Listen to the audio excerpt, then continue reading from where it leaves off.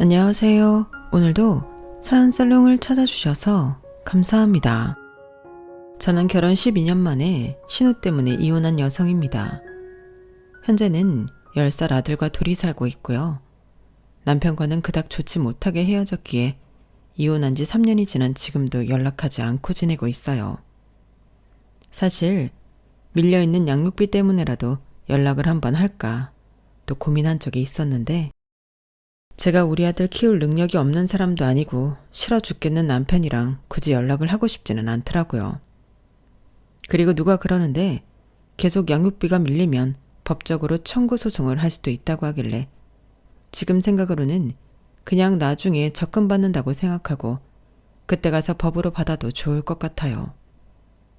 그래서 지금은 그냥 그 욕심 많고 어리석은 집구석에서 벗어난 것에 만족하며 살고 있는데요. 3년 정도 지나니까 혹시나 저 같은 일을 겪은 여자가 또 있을까 궁금하더라고요. 그런 이유로 이렇게 머리털 나고 사연을 처음 써보게 되었는데 그럼 지금부터 제가 왜 신우 때문에 남편과 원수지간이 되어 이혼하게 되었는지 소상히 알려드릴게요. 저희 신우로 말할 것 같으면 남편의 누나로 저에게는 손이 신우였어요. 그리고 놀랍게도 머리가 좋아 참 똑똑한 사람이었는데요. 참 희한한 건 공부머리는 너무 좋은데 주제 파악을 못하는 최악의 타입이란 게 문제였어요. 자기가 학벌이 좋다 보니 자기는 다른 사람들과 다르게 특별하게 살아야 한다는 강박 같은 게 있었는데요. 아주 환장합니다. 솔직히 저희 부부는 신우가 준 재벌 남자랑 결혼한다고 설치기 전까지는 아무 문제 없이 평범하게 잘 살았거든요. 신우가 제 남편 허파에 바람만 넣지 않았더라면 어쩌면 저는 이혼하지 않았을 거예요. 물론 크고 작은 부부싸움이야 꾸준히 있었고 또 앞으로도 있었겠지만 다들 그 정도는 겪으면서 살잖아요. 게다가 저희 부부 사이에는 눈에 넣어도 아프지 않을 아들도 있었으니 아들 생각해서 이혼은 할 생각이 없었는데 도저히 말이 통하지 않았어요. 아주 사람이 횟가닥 돌아서 가정을 지키려 노력하는 저에게 자기, 우리 누나한테 열등감 있니? 사람이 왜 이렇게 삐뚤어졌어? 우리 누나도 가족이잖아. 그럼 우리도 한마음 한뜻으로 도와야지. 라고 하는데 정말 어이가 없었어요. 열등감은 무슨 가족 전체가 허황된 꿈에 벼랑 끝으로 몰리고 있다는 걸 전혀 감조차 잡지 못했는데 어쩌겠어요. 같이 죽을 수는 없으니 이혼이라는 최후의 수단을 쓸 수밖에 없었죠. 그리하여 저라도 살아야겠다는 심정으로 아들을 데리고 이혼하게 되었는데요. 그런 제 결정은 훗날 조상님이 도운 신의 한 수였어요. 아니, 정상적인 사고를 할 줄 아는 사람이라면 당연한 거였는데 그들은 자기들도 재벌집과 사돈을 맺고 큰 돈을 벌 수 있다는 거짓 희망에 자기들 인생을 송두리째 바닥에 내동댕이 쳐버렸죠. 그리고 그 일로 신우는 자기 때문에 망한 가족들을 외면하고 혼자 살겠다고 잠수를 타버렸다고 했는데요. 이 사연을 그 못된 신우가 꼭 듣게 되었으면 좋겠네요. 그럼 지금부터 저한테 무슨 일이 벌어졌던 건지 궁금하실 것 같으니 그 이야기를 본격적으로 시작해 볼게요.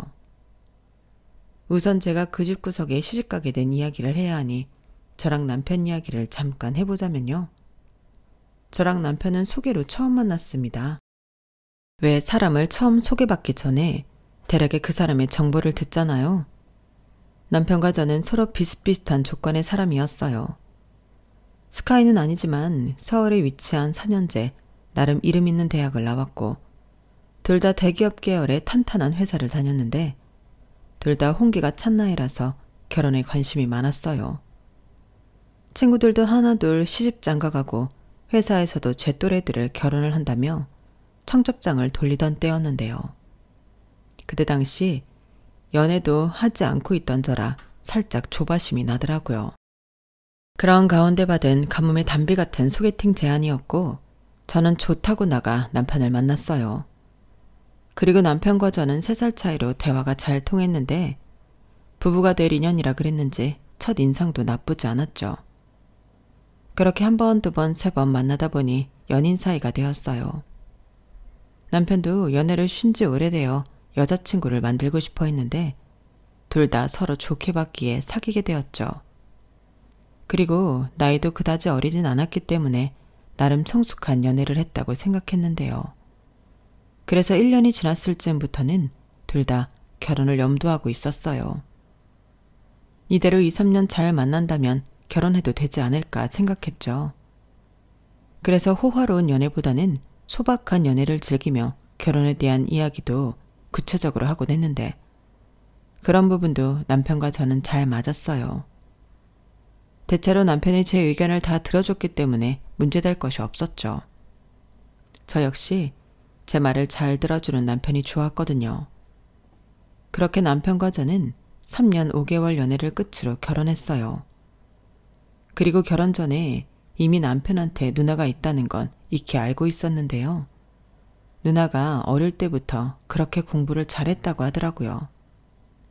외고를 나와 이름만 얘기하면 다 아는 Y대를 나왔고 같은 이름의 대학원까지 나와 집안의 자랑이라고 했는데 그때는 저도 와 멋지다. 나 그렇게 똑똑한 사람 처음 봐. 라며 신우를 엄청 좋게 봤어요. 솔직히 멋있다고 부럽기도 했거든요. 그런데 처음 시댁에 인사를 갔을 때 보게 된 신우는 사람이 참 별로였는데요. 무슨 말을 한 것도 아닌데 눈빛부터가 저를 아주 깔보고 있다는 것이 느껴져서 싫었어요. 사람이 아무리 나이가 저보다 많다고 해도 저도 어른인데 무례하다고 생각했죠.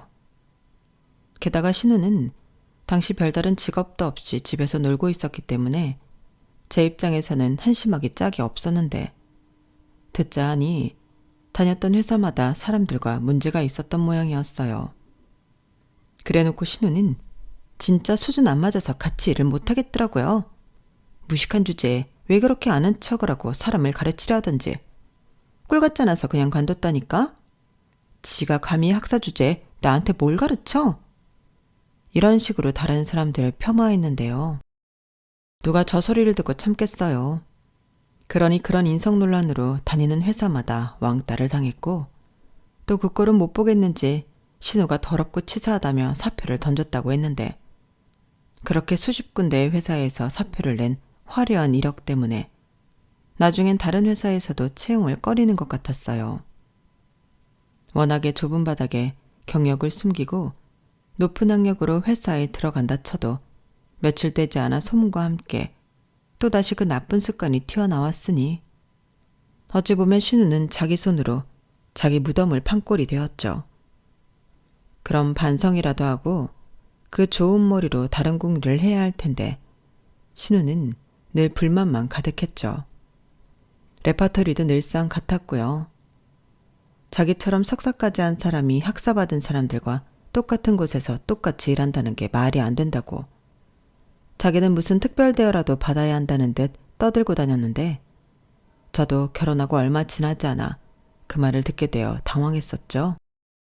내가 말이야 석사까지 따고 저것들이랑 똑같은 취급을 받는다는 게 말이 돼?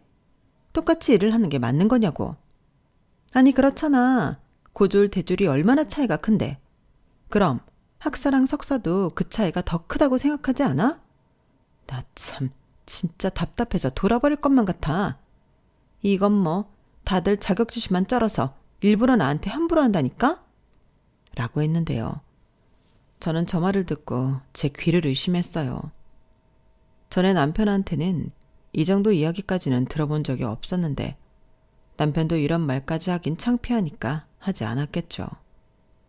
그리고 저 역시도 결혼 초반에는 신우가 다른 사람들보다 똑똑하고 공부를 오래 한 걸 높이 샀는데요.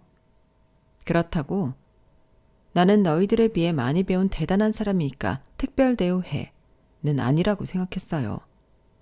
하지만 신우는 정말로 그게 맞다고 생각하는 사람이었고 시부모님도 자기 딸 인성에 문제가 있다는 건 인지하지 못하셨는데 아니 오히려 자기 딸은 뭐라도 큰 일을 해낼 사람이라 굳게 믿는 눈치더라고요. 그리하여 자기들은 똑똑한 딸 덕에 호강할 거라고 믿어 의심치 않으셨는데 그게 시간이 지나면서 당신들 딸이 돈 많은 집에 시집가서 능력 있는 사위 등골 파묻고 싶다는 걸로 바뀌더군요. 자기들도 자기 딸을 저렇게 키웠는데 그저 그런 사이를 볼 수는 없다고 생각하셨는데 그런 거 보면 남편이 신우처럼 공부를 잘하지 않아서 다행이라는 생각을 했어요. 만약 남편도 공부를 제법 해서 신우처럼 좋은 대학에 들어가 석사까지 했다면 며느리에 대한 눈높이도 하늘 높은 줄 몰랐을 거니까요. 그런 부분에서는 남편에 대한 기대는 별로 없으셨기 때문에 비슷한 스펙의 저를 반대하지 않으셨는데 결혼 생활 중에도 시부모님과도 갈등은 없었거든요. 다만 신우랑은 늘 불편한 신경전이 있었는데요. 왜 아니겠어요? 신우 눈에는 제가 마냥 자기보다 못한 사람으로 보였겠죠. 올케 나온 대학이 어디라고 했지? 나는 서울에 대학이 많다고 해도 잘 모르겠더라. 아, 그러세요? 저 땡땡대 나왔어요. 그래? 거기 4년제인 거지? 그럼 지금 회사에서는 연봉이 얼마야? 그 대학 나오면 대기업에는 못 들어가는 거지? 못 들어간다기보다 제가 지금 다니는 회사가 좋아서 지원했는데 그리고 굳이 따지는 것도 웃기지만 저희 회사 대기업 계열사라 대우는 비슷해요. 그래도 계열사가 계열사지 대기업은 아니잖아. 사람들이 회사 이름 얘기하면 알기는 해? 그럼요. 아는 사람들은 다 아는데 그이 다니는 회사도 그렇고요. 나는 그래도 전통 계열이 좋더라. 신라시대 골품제를 생각해봐. 진골이 아무리 지들이 높다고 설쳐도 성골 앞에서는 반개잖아. 그러게 학교 다닐 때 공부 좀 열심히 하지 그랬어? 하긴 이건 내가 내 동생한테도 계속 얘기했던 건데 안 되는 건 안 되는 거더라. 그렇지. 안 그럼 개나 소나 다 스카이 가겠지? 이런 식으로 골품제까지 들먹이며 사람을 아주 대놓고 무시했는데 세상에는 저희 신우보다 더 많이 배우고 잘난 사람들도 정말 많을 텐데 그 사람들도 다들 저런 마인드를 갖고 살까요? 솔직히 저도 인서울 4년제 나와 번듯한 회사 다니는데 막말로 고학력이지만 백수인 신우한테 무신당한다는 게 기분이 좋을 리가 없었죠. 게다가 신우는 그 스펙에 시부모님에게 용돈 받아서 살고 있었는데 제 눈에는 그런 신우가 더 한심스러워 보였거든요. 거기에 자기 주제도 모르고 취향이랑 눈은 왜 그리도 머리 꼭대기에 붙었는지 비싸고 이름 있는 것만 밝혔더라고요. 그렇다고 또 인물이 어마무시하게 뛰어난 것도 아니었는데요. 이건 제 개인적인 의견일 수 있겠지만 제 눈에 신우는 절대 미인도 아니었거든요. 게다가 그 좋은 머리로 자기가 뭘 하고 싶은 건지도 모르고 그저 남보기 좋은 것만 따져댔는데 보고만 있으면 답답했죠. 하지만 손아래 신우도 아니고 팔은 안으로 굽는다고 남편이나 시부모님에게 신우에 대해 싫은 소리를 하지 않았는데요. 남편은 그걸 나중에 제가 자기 누나한테 꿀리기 때문에 말을 못한 건 줄 알더라고요. 저는 그런 생각을 하는 줄도 모르고 불만이 가득해 배려를 해준 건데 제 입장에서는 뒤통수 맞은 꼴이 되었죠. 그리고 신우는 말은 아니라고 하지만 은근히 남자도 좋아하고 늦어진 만큼 남들 보기 번듯한 남자를 만나 결혼을 하고 싶어 했는데 하루는 백수 생활을 청산하겠다고 했어요. 그러면서 자기는 무슨 일이 있어도 꼭 대기업에는 들어가겠다고 했는데 나중에 알고 보니 결혼정보회사에 등록할 때 아무리 학력이 좋아도 직업이 없으면 가입이 안 된다는 소리를 들었다고 하더라고요. 그래서 이왕이면 대기업에 다니는 능력 있는 여자로 어필하기로 마음먹었다고 했는데 나이가 나이인 만큼 대기업 취직도 쉽진 않았죠. 아무리 석사까지 했다고 해도 어리고 똑똑한 신입생 지원자가 많은데 업무 경험도 별로 없는 나이 많은 신입을 누가 원하겠냐고요. 그러니 그것도 쉽진 않았는데 무슨 바람이 들었는지 눈을 낮춰 뭐 중소기업에 취직했다 하더라고요. 저는 그 소식을 들었을 때 그래도 형님이 잘하셨다 생각했는데요. 다른 가족들은 아니었어요. 그 학력에 그런 시시한 중소기업이라니 우리 딸이 또 우리 누나가 너무 아깝다고 아쉬워했는데요. 저는 그때 알았어요. 신우가 저런 건 어찌 보면 집안 분위기에도 문제가 있겠다. 그런 생각이 들더라고요. 그래도 뭐 이유가 어찌됐든 신우가 그렇게 일해서 돈을 벌고 결혼을 한다면 적어도 제 입장에서는 신우를 자주 볼 일도 없고 이 답답함도 해결될 거라고 생각했는데, 그래서 제가 오지랖 넓게 아는 사람들 물어물어 남자도 소개해봤네요. 나름 학력이나 조건을 맞춰본다고 신경을 많이 써서 자리를 주선했지만 돌아오는 건 불만뿐이었어요. 어디서 그런 남자를 자기한테 소개할 수가 있냐고 저더러 자기를 무시했다고 입에 거품을 물더라고요. 울케, 지금 나랑 장난해? 그 남자 연봉이 얼만 줄 알아? 내가 참 기가 차서 꼴랑 1억 조금 넘더라. 그걸 나누기 12 해봐. 월급이 얼마겠어? 그리고 키도 그래. 남자가 180은 기본 아닌가? 게다가 그 남자 국산차 타더라. 내가 정말 표정 관리하느라 얼마나 힘들었는지 알아?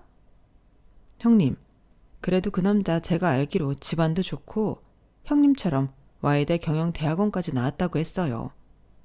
그리고 자기 사업할 거라서 지금은 이 회사 저 회사 경험 쌓는 중이라고 했는데, 그래도 연봉이 1억이면 엄청 높은 거죠. 높긴 개뿔. 그럼 사업을 성공시킨 다음에 나를 소개시켜 주던가. 형님도 참, 그 정도로 잘 나가면 그땐 그 사람도 형님 말고 더 괜찮은 여자 찾겠다고 하죠. 막말로 남자들이 능력 있으면 젊은 여자 만나려고 할 텐데. 뭐야? 왜 이렇게 지금 나 나이 많다고 매기는 거니? 이 봐봐. 꼴에 나를 무시하고 있네. 옳게, 나 석사까지 한 여자야. 그것도 별 볼 일 없는 그런 학교 아니고 스카이. 스카이 모르니? 아, 저런 말까지 듣는데 내가 잘못했구나. 그날 하루 종일 저는 신우한테 들들 볶이며 내가 왜 그랬을까 자책하고 또 자책했어요. 그리고 다짐하기를, 내가 앞으로 절대 신우한테 남자를 소개하나 봐라 이를 부득부득 갈았는데, 그렇듯이 눈이 정수리에 가서 붙었으니 어느 남자가 성에 차겠냐고요. 게다가 막말로 잘생기고 키 크고 집안 좋고 능력 있고 서울에 자가 있으면서 외제차까지 있는 남자가 미치지 않고서야 나이 많은 저희 신우가 눈에 들어오겠어요? 하지만 자기 학력만 믿고 사는 신우는 전혀 그런 자기 주제 파악을 하지 못했는데 그냥 조용히 우리 신우는 시집가긴 글렀구나 생각했죠. 그런데 집신도 짝에 있다고 오랜 시간이 걸리긴 했지만 제가 이혼하기 1년 전에 결혼할 남자가 생겼다고 신우가 설레발을 치기 시작했는데, 그때는 집안이 아주 난리도 아니었죠. 경사가 났다고 시어머니가 좋아서 저한테까지 다 전화를 하셨는데, 사실 자기 딸이 나이는 점점 차고 그나마 다니던 중소기업도 끝내는 때려치고 용돈 타령이나 해서 걱정이 이만저만이 아니었다고 양심 고백을 하셨어요. 그렇게 신우는 아무리 학벌이 좋다고 해도 결혼 시장에서도 재혼 자리 아니면 해볼 수 있는 자리가 없다는 소리까지 들었다고 했는데요.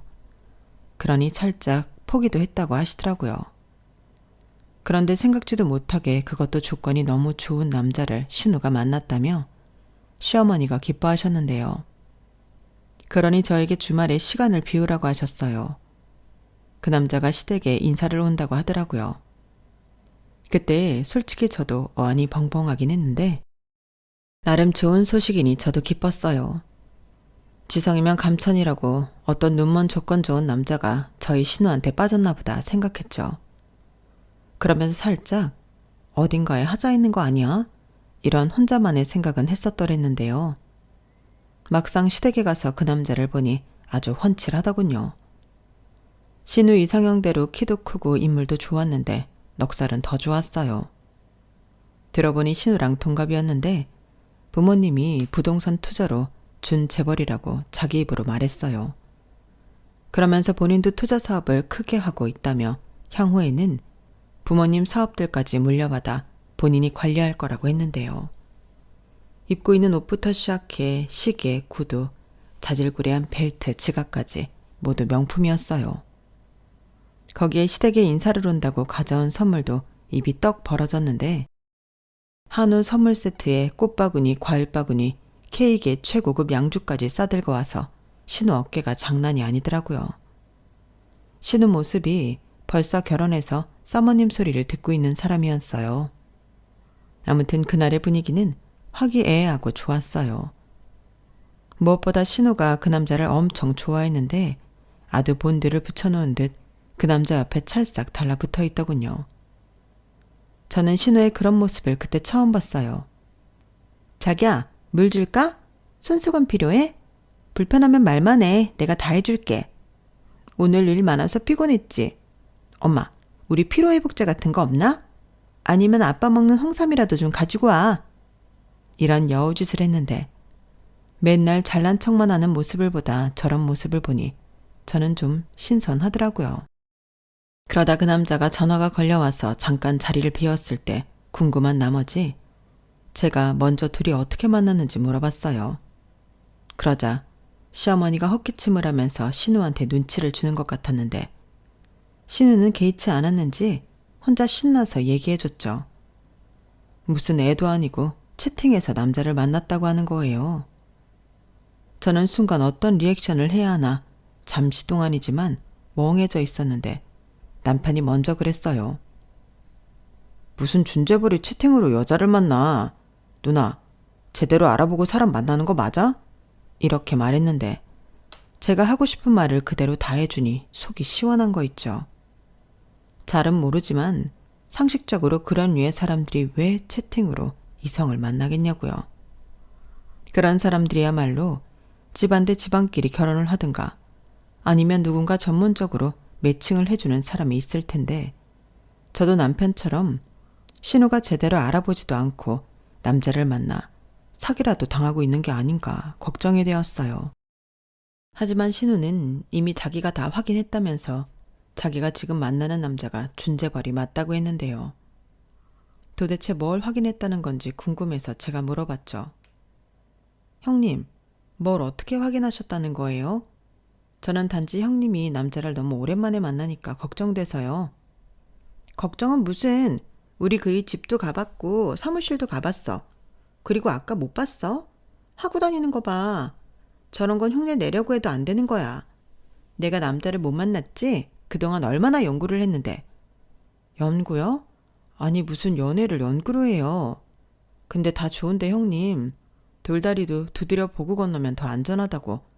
조심하는 것도 나쁘지 않을 것 같아요. 울케, 지금 나한테 훈수 두는 거야? 진짜 웃긴다. 그래, 울케가 나보다 먼저 연애하고 결혼했으니까 그럴 수는 있는데 너무 오버하지 마. 나 울케보다 배운 여자거든? 누나도 참, 이런 문제에 누가 더 배우고 덜 배우고가 왜 중요해. 이 사람은 누나 걱정돼서 그러는 거잖아. 누나가 10대도 아니고 누가 그 나이에 채팅으로 남자를 만나냐? 야, 너까지 이렇게 깽판 칠 거면 그냥 가. 니들은 내가 결혼해서 행복해지는 게 배 아픈 거지? 왜? 나는 이렇게 계속 있다가 노처녀로 늙어 죽을 줄 알았는데 너무 괜찮은 남자를 데리고 와서 깜짝 놀랐냐? 두고 봐. 앞으로는 더 놀랄 거다. 내가 우리 여보랑 결혼해서 얼마나 떵떵거리고 잘 사는지 두 눈 뜨고 잘 지켜보라고. 엄마 아빠도 그래. 이제 고생 끝이야. 내가 결혼만 하잖아? 재벌 사회가 생기는 거야. 좋지 않아? 이런 기회가 또 언제 오겠어? 내가 저 사람을 채팅으로 만났다는 게 이상한 게 아니라 이렇게라도 저 사람을 만난 게 행운이라고. 그리고 나 정도 되니까 저 사람이 나를 만났지. 그때 저 사람도 그러더라. 그냥 호기심에 해본 건데 어떻게 나를 여기서 만나게 됐냐고. 우리 둘 다 완전 신기해했어. 이건 운명이야. 저는 신우가 들떠서 이야기하는 걸 보고 이건 답도 없다는 걸 단번에 알았어요. 신우는 그냥 홀랑 넘어가 버렸더라고요. 그러니 부디 신우가 데려온 저 남자가 사기꾼만 아니길 바랄 뿐이었는데요. 솔직히 저 때까지는 저희로 제가 이혼하게 될 줄은 꿈에도 몰랐어요. 그렇게 신우가 신분 상승이라는 욕망에 쏘아올린 작은 공은 저희 가정을 파탄내기 시작했는데 그 남자가 끌고 다니는 차가 롤스로이스? 뭐 그런 유명한 차라고 하더라고요. 제가 사실 면허도 없고 차에 대해서 잘 모르거든요. 그런데 그 차가 저희 남편이 죽기 전에 꼭 사고 싶은 그런 차라며 남편이 전과는 다르게 흥분하기 시작하는데 이 인간이 왜 저러나 싶었어요. 솔직히 창피하더라고요. 그만 좀 해. 사람이 왜 이래 없어 보이게. 없어 보이는 게 아니라 없는 게 맞아. 자기야, 이 차가 얼만 줄 알아? 세상에나 우리 누나가 진짜 재벌 남자를 만난 게 맞나 봐. 마냥 의심만 할 게 아니네. 차 하나 봤다고 이러는 거야? 그러다 사기꾼이면 어쩌려고. 아까 형님 못 봤어? 남의 말은 전혀 들을 생각이 없어 보이잖아. 좋아해서 그렇지. 지금이 제일 좋을 때잖아. 우리는 뭐 안 그랬나? 그러지 말고 그냥 좋게 생각하자. 우리 누나가 꿈에 그리던 이상형 만나서 시집가면 그게 제일 좋지. 왜?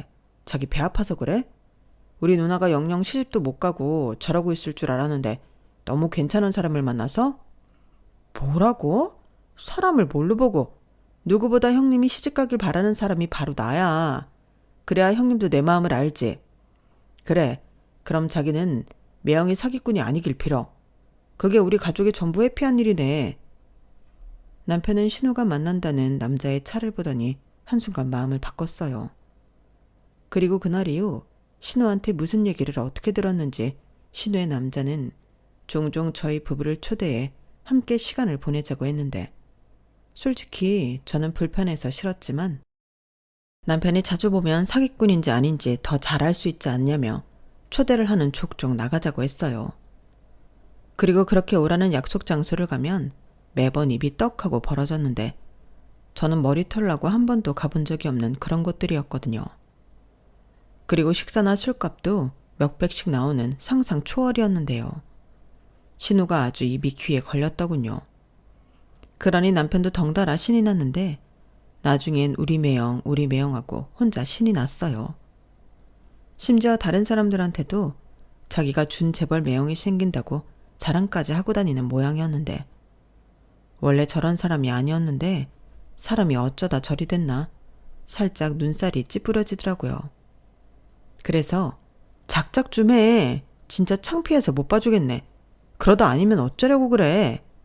라며 남편한테 한 소리 하기도 했는데요. 남편은 그때부터 저더러 제가 자기 누나를 부러워서 샘는다고 몰아갔어요. 자기 평소에도 우리 누나 싫어했잖아. 누가 우리 누나 같은 여자를 좋아하냐고 은근 막말도 많이 하고. 근데 전세 역전되니까 마음이 좀 그러냐? 심부 좀 곱게 써. 자기도 우리 누나가 시집 잘 가면 좋지 뭐. 이렇게 콩고물도 떨어지고 나는 좋은데? 이렇게 말하는데 진짜 사람이 없어 보이더라고요. 그렇게 제가 남편한테 실망하고 있을 즈음이었는데요. 남편은 그 뒤로 신우의 남자친구를 매형이라고 부르며 엄청 따르기 시작했어요. 그래서 주말에 남자만 보기로 했다며 나간다거나 1박 2일로 골프를 필드를 나간다거나 하며 허파에 바람이 제대로 들어가기 시작했는데 이젠 제가 신우를 걱정할 게 아니라 남편을 걱정해야 할 판이었어요. 하지만 신우는 별걸 다 걱정한다며 자기는 보기 좋고 시부모님도 좋아한다며 저더러 극성이라고 했는데요. 그러면서 영민이 걔도 지 매형한테 잘 보이려고 그러는 거야. 걔가 어릴 때부터 사람 보는 눈이 있었어. 자기한테 도움될 것 같으니까 미리서부터 줄 서는 거지. 올케는 아무것도 모르면서 설친다. 라고 저를 또 무시했어요. 하지만 제가 볼 때는 그저 헛바람만 들 뿐 전혀 도움이 될 것 같지 않았는데 그 일로 남편과도 몇 번을 싸웠는지 몰라요. 사실 제가 이렇게까지 뭐라고 하면 평소에 남편은 제 의견을 들어주는 사람이었는데 그때는 전혀 제 말을 들으려 하지 않더라고요. 심지어 무슨 모임에서는 파트너까지 소개해 1박 2일로 여자랑 놀다 오기도 했는데 제가 우연히 남편의 핸드폰을 보다가 그걸 알고 한바탕 뒤집어진 적도 있었어요. 그런데 남편은 그냥 놀기만 한 파트너야. 스킨십을 한 것도 아니고 연락처를 주고받지도 않았어. 그냥 게임만 했다니까. 재벌들은 다 그렇게 논대. 라며 대수롭지 않은 거라고 했는데요. 맹세코 제가 의심하는 그런 일은 없었다고 하더라고요. 지금 그걸 나더러 믿으라는 거야? 입장 바꿔서 내가 남자 파트너랑 그렇게 놀다가 왔다면 자기는 그렇구나 하고 믿을래? 아니 내가 속일 마음이 있었으면 그런 증거도 안 남기지. 나 바보 아니다. 내가 떳떳해서 아니라고 하는데 자기가 안 믿는다고 하면 내가 뭐라고 해. 믿고 안 믿고는 자기 자유지. 근데 나는 당당해. 이렇게 남편은 자기는 떳떳하다며 저한테 그 이후에 아무런 설명도 하지 않았어요. 확실히 신우의 남자친구를 만나고 다니면서부터 사람이 변했는데 나중에 또 신우가 같이 식사라도 하자고 해서 가보니 제 남편이 그 남자의 운전기사인 양 꼴이 말이 아니었어요. 남편은 자기가 좋아하는 차를 운전할 수 있어 좋다고 자기가 자초한 일이라고 했는데 정말이지 그 꼬라지가 바보처럼 보여서 견딜 수가 없었어요.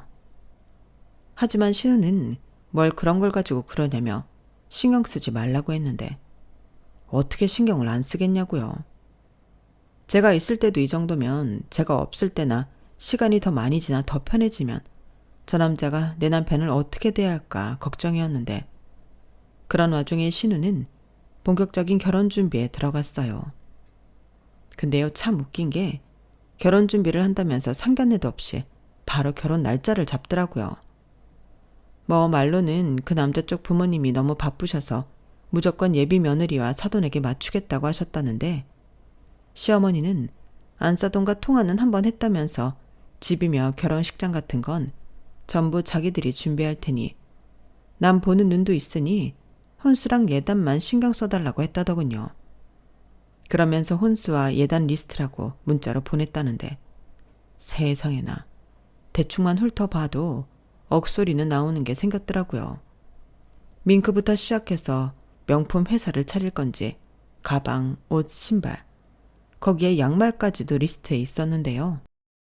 신우 말로는 재벌들은 다 그런다고 골빈 소리를 하더군요. 거기에 골드바 뭐 그런 것들도 적혀 있었는데 저도 결혼을 해본 사람이지만 전부 다 생소한 것들이었어요.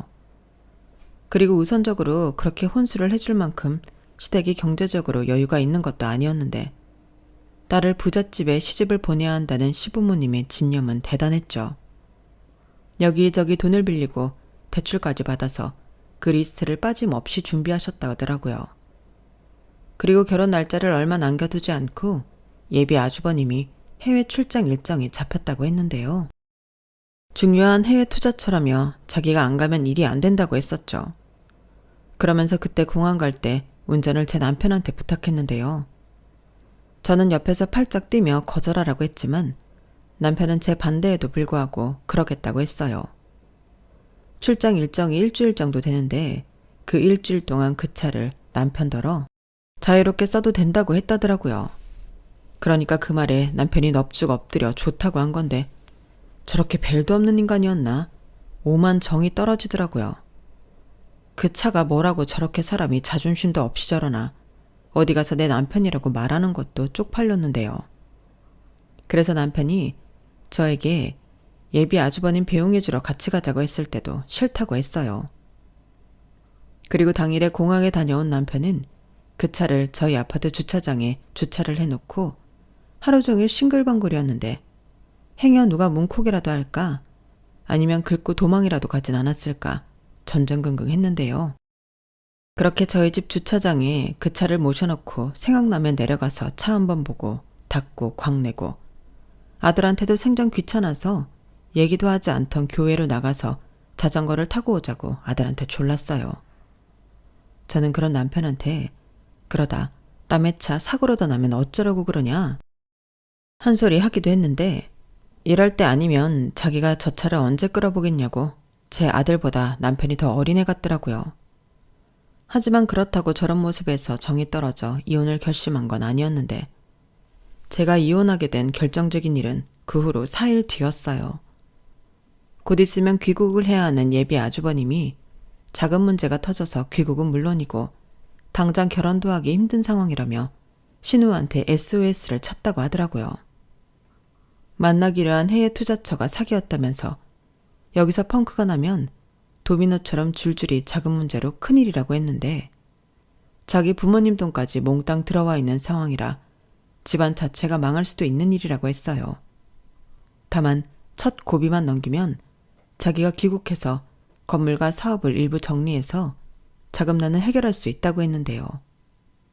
이미 혼수며 예단 준비를 거금을 들여 끝내놓은 신우는 혹여라도 시집을 못 가게 될까봐 안달복달이 나셨어요. 그리하여 저희 부부한테도 시댁으로 오라며 호출을 하신 건데요. 그때도 말도 안 되는 강요를 받게 되어 저는 남편이랑 이혼까지 하게 되었어요. 시어머니가 저를 보자마자 이런 소리를 하셨거든요. 큰일 났다. 우리 정서방이 해외에서 들어오지도 못하고 사기꾼을 만나서 고초를 겪고 있대. 어머니, 그게 무슨 말씀이세요? 옳게, 머리가 안 돌아? 왜 바로 못 알아듣고 그래?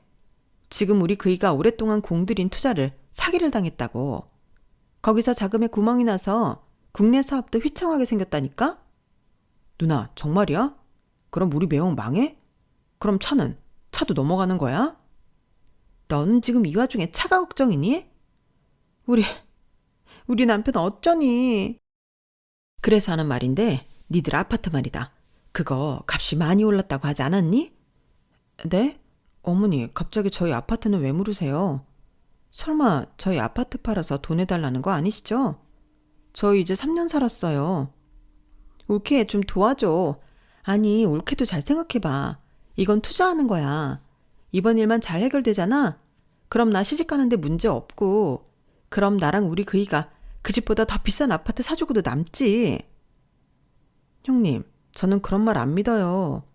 그리고 이제서 하는 말인데 저는 그 사람 사기꾼 같다고요. 뭐라고? 옳게나 웃긴다. 우리 그이가 비싼 밥 사주고 술 사줄 때는 잘만 받아먹더니 우리 그이가 힘들다고 좀 도와달라고 하니까 사기꾼 같다고? 어떻게 인간이 그래? 형님, 정신 차려요. 어차피 아직 식 안 올렸고 혼인신고도 안 했잖아요. 이러다가는 온 식구가 다 죽는 수도 있어요. 시끄러워. 식만 안 올렸지 정서방은 이미 우리 가족이나 다름없어. 내가 그 혼수랑 예단하느라 빚을 얼마나 졌는데. 너는 이제 와서 그런 소리를 하니? 됐고. 이건 우리 가족이 힘을 모아서 해결해야 해. 그러니까 니들은 니들 아파트 팔고 가지고 있는 돈 죄다 끌어서 10억 만들어 와. 지금 당장 20억이 필요하다고 하는데 니들 할당은 10억이다. 니들 아파트만 팔아도 어느 정도는 되잖아. 말도 안 돼요, 어머니. 저희가 왜 형님 시집 보내기 위해서 어렵게 장만한 집을 팔아요? 경민애미야, 진정해라. 이번 일만 넘어가면 우리가 무슨 수를 써서라도 니들이 손해본 건 해결해 줄게. 지금은 네 신우 결혼하는 게 우선이니까 협조 좀 부탁하마. 싫어요. 말도 안 돼요. 옳게, 진짜 너무한다. 좋아, 내가 약속할게. 각서라도 써달라고 하면 써줄게. 10억 만들어주면 1년 안에 20억으로 갚는다고. 뭐? 20억? 누나 정말이야? 그래, 네 매형 재력이면 1년이 뭐야. 6개월도 안 걸려. 왜 이렇게들 간이 작아? 이래서 소시민들하고는 수준 차이가 나서 말이 안 통한다니까? 저는 신우의 말도 안 되는 소시민 타령에 어이가 없었어요. 그리고 절대 우리 집만큼은 양보할 수 없다. 못을 박았는데 다행히 저희가 아파트를 장만할 때 공동명의로 해놔서 남편이 아무리 20억에 혹했다고 해도 혼자는 어쩔 수 없었어요. 그러니 남편은 집에 와서도 저를 달달 볶기 시작했는데요. 이거야말로 로또라며? 사람 어려울 때 제대로 한번 도와주고 두고두고 보상받는 거야. 이참에 매형차도 나한테 줄 수 있어. 라며 호파에 바람이 잔뜩 들었더라고요. 저는 무조건 안 된다고 했죠. 내가 장담하던 게 네 누나 꽃뱀, 아니 방울뱀한테 물린 거라고 정신 차리라고 했어요. 남편은 말도 안 되는 소리 하지 말라며 자기도 다 알아봤다고 큰 소리를 치더군요.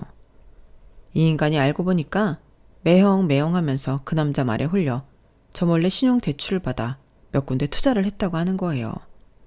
그러면서 자기도 꼼꼼히 알아보고 했다며 자기 매형이 준재벌의 유능한 투자 사업가라고 하던데 저는 남편의 말에 경악했어요. 저희가 맞벌이인 만큼 경제 관리는 각자 알아서 하고 있었거든요. 그러니까 서로 200만 원씩 생활비와 적금 낼 돈을 공동통장에 입금하면 그 나머지 돈은 알아서 쓰고 있었는데 이 인간은 그동안 갖고 있던 돈도 부족해서 대출을 받았고 저 몰래 그 빚을 갖고 있었던 거죠. 하긴 이제 와서 느낀 건데 남편은 걸핏하면 돈이 없다고 했어요. 그래서 저한테 택시비 5만 원만 달라고 하는 날도 있었고 금방 준다며 10만 원, 20만 원, 30만 원씩 빌려가기도 했는데 왜 돈이 없다고 저런 말을 했는지 순간 이해가 다 됐어요. 저는 원래 돈에 있어서는 남편한테 간섭을 잘 하지 않았거든요. 그래서 그때도 이번 달은 지출이 많아서 돈이 부족한가 보다. 이런 식으로 생각하고 돈을 빌려줬는데 그럼 또 월급 받아서 돈을 곧잘 갚으니 별 다른 의심을 하지 않았던 거죠. 하지만 꼬리가 길면 밟힌다고 점점 빌리는 돈 액수가 커졌는데 그때는 살짝 어라? 하며 의심이 가긴 했어요. 제 딴에는 예비 매제를 만나 지출이 늘었다고 생각했던 거죠. 그런데 이게 그런 지출이 아니라 투자한다고 대출받아 쓴 돈이라니 너무 충격이었어요. 하지만 남편은 미래를 위한 투자를 했을 뿐 전혀 잘못했다고 생각하지 않았는데 그러니 이번에도 10억을 벌 수 있는 기회라며 집을 당장 팔자고 하더라고요. 자기가 알아봤는데 저희 아파트를 팔면 9억 정도에 넘길 수 있고 그 돈으로 집 대출금 남은 걸 갚아도 7억 넘게는 만들 수 있다며 나머지 부족한 건 제가 신용대출을 받아서 10억을 채우자고 했는데 남편이 너무 구체적으로 이야기하니 그 자체만으로도 너무 소름이 끼쳤어요. 물론 안 된다고 단호하게 거절했죠. 그렇잖아요. 그럼 집 팔고 빚 내고 그 이후에는 시댁 들어가 사는 건데 제가 왜 신우 때문에 시집살이를 하면서 빚이나 갖고 살아야 하는 건지 생각만 해도 질색이었어요. 남편은 고생은 짧고 행복은 길다고 했지만 저는 전부 개소리처럼 들렸거든요. 그렇게 그날 아주 맹렬하게 싸웠는데 그 다음 날이 되고 그 다음 날이 되어도 남편은 그만두지 않더라고요. 급기야 자기는 무조건 10억을 더 벌어야겠다고 싫으면 이혼하자고 했는데요. 어이가 없었어요. 그래서 진심이냐? 이거 분명 가족 전체가 알거지 되는 사기라고 제가 아무리 뜯어말려도 의심병 있는 저만 빠지라며 이혼 서류까지 들고 나타났는데 이쯤 되니 이건 아무리 말려도 될 일이 아닌 것 같았어요. 그래서 애는 어떻게 할 거냐 최후의 수단을 썼는데 이 인간은 돈 앞에서 부성에도 없는지 애는 저더러 키우라고 하더군요. 그러면서 당장은 힘드니 양육비를 못 주지만 자기가 20억이 생기면 그땐 일시불로 양육비를 주겠다고 큰 소리도 쳤는데 저는 네 마음대로 하라고 했어요. 그리고 속전속결로 이혼을 진행했는데요. 합의 이혼이다 보니 이혼은 무척이나 간단하더라고요. 하지만 아들애는 갑자기 엄마 아빠가 이혼한다고 하니 살짝 위축이 되었는데 그래서 저는 이혼한다는 것보다 아들아이 마음 케어에 더욱 신경을 써야 했어요. 아직 초등학생이라고는 하나 요즘 애들이 정서적으로 워낙 빠르다 보니 이게 훗날 상처가 되어 진짜 사춘기 때 저도 아들도 힘들 것 같아 저는 진심을 다해 아들에게 미안하다고 사과를 했는데 저는 숨기는 것 대신 이 모든 사실을 솔직하게 얘기했어요. 집까지 팔아 할머니 댁으로 들어갈 수 없어서 엄마는 이혼하게 되었다고 혹시라도 아빠랑 살고 싶으면 엄마가 얘기를 다시 해보겠다고 설명을 하니 자기도 아빠랑 둘이 사는 건 싫다고 하더라고요. 거기에 저희 아들도 자기 고모를 무척이나 싫어했기 때문에 고모 편을 드는 아빠에 대해 실망이 큰 듯 보였는데 저는 그런 아들에게 한 가지 약속을 했어요. 아빠의 빈자리를 엄마가 전부 채워줄 수는 없겠지만 엄마가 아빠 몫까지 최선을 다하겠다고 손가락을 걸었죠.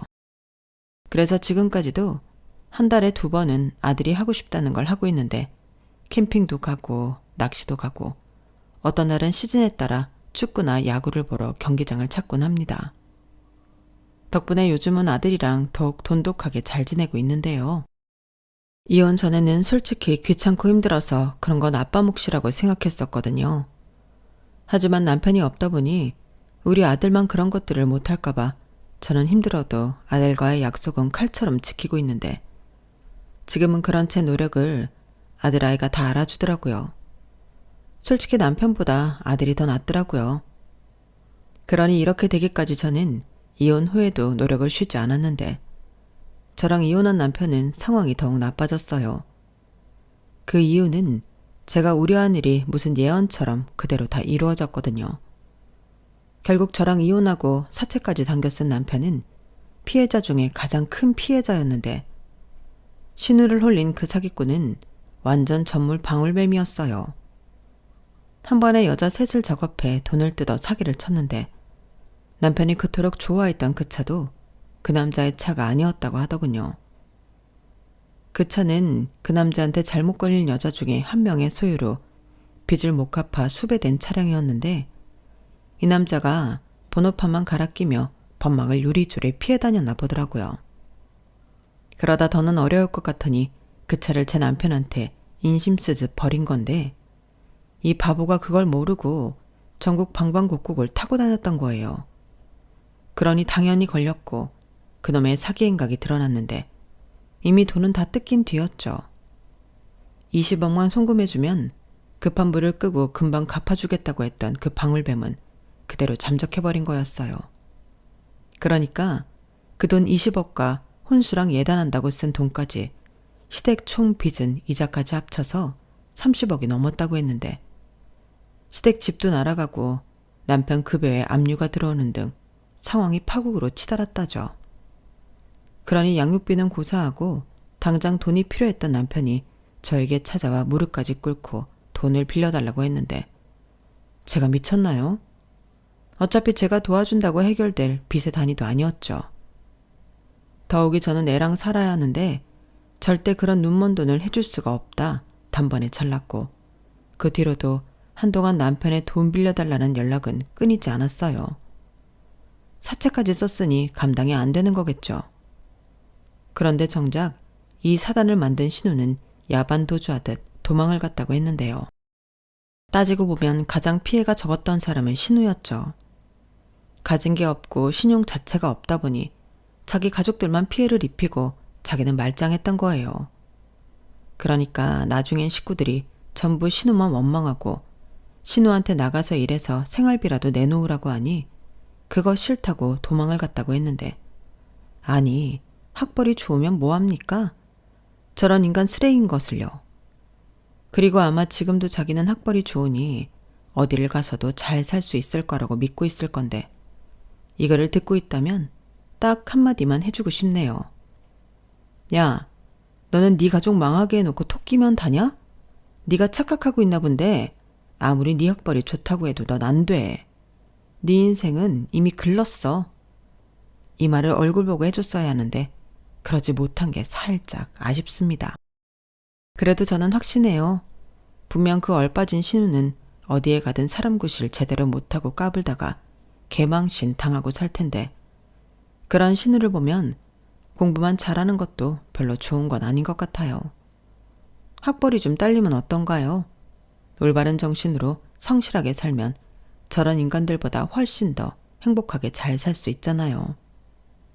그런 의미에서 저는 제 아들에게 공부할 생각이 없는데 부디 우리 아들은 아빠랑 다르게 정신 똑바로 차리고 자기 힘으로 성실하게 많은 것을 이루고 살길 바라는 마음입니다. 저는 현재 남편과 연락이 끊긴 지는 오래되었어요. 돈 빌려달라고 한참 매달릴 때 외면했더니 그날 이후엔 연락이 끊어졌거든요. 그리고 연락하면 돈 타령할 게 빤했기에 저도 남편한테 연락할 생각이 없었는데 그게 벌써 3년이 넘었더라고요. 그래서 그 인간이 지금은 뭘 하고 어떻게 사는지 알지 못하는데 뭐 그 많은 빚 갚으면서 힘들게 살고 있지 않을까 생각합니다. 시부모님도 이젠 의지할 곳이 자기 아들밖에 없으니 남편만 고생하고 있을 게 뻔하겠죠. 그러니 어찌 보면 제가 아들 양육비를 받을 확률은 희박한데 그냥 지금처럼 아들과 둘이 행복하게 살면 그만이라고 생각합니다. 아들이 나중에 원해서 아빠를 찾고 만난다면 말리지 않겠지만 가급적이면 그런 일도 없었으면 좋겠어요. 괜히 우리 아들 아빠에 바람만 들면 안 되잖아요. 저는 그때 분명히 봤거든요. 멀쩡한 사람이 허파에 바람들어 인생 망치는 건 한순간이라는 걸요. 그래서 저희 아들은 어떤 유혹이 다가와도 흔들리지 않을 그런 신념을 만들어주고 싶은데 그러기 위해서라도 제가 더 열심히 사는 모습을 보여줘야 할 것 같습니다. 지금도 열심히 살고 있지만 남은 인생도 아들과 행복하게 열심히 살고 싶어요. 열심히 노력해서 이룬 목표가 얼마나 달콤하고 보람있는지 아들에게 꼭 가르쳐 주고 싶습니다. 그리고 끝으로 한탕을 꿈꿨던 전 남편과 전 남편의 가족들이 자기들이 틀리고 제가 맞았다는 걸 뼈저리게 느끼고 후회하며 살길 바라는 마음이에요. 그러게 제 말을 들었으면 얼마나 좋아요. 이상 제가 정신 나간 신우 때문에 이혼하게 된 사연이었습니다. 여러분들은 제 이야기 어떻게 들으셨나요? 부디 즐거운 시간이었기를 바라며 저는 이만 마지막 인사를 드리겠습니다. 지금까지 제 사연 들어주셔서 감사드리고요. 늘 건강과 행복, 두 마리의 토끼를 다 잡는 여러분들이 되시길 진심으로 바라겠습니다. 그럼 안녕히 계세요. 여러분, 사연 댓글에 응원과 현명한 조언 부탁드려요. 좋아요와 구독은 저에게 큰 힘이 됩니다. 오늘도 좋은 일 가득하세요.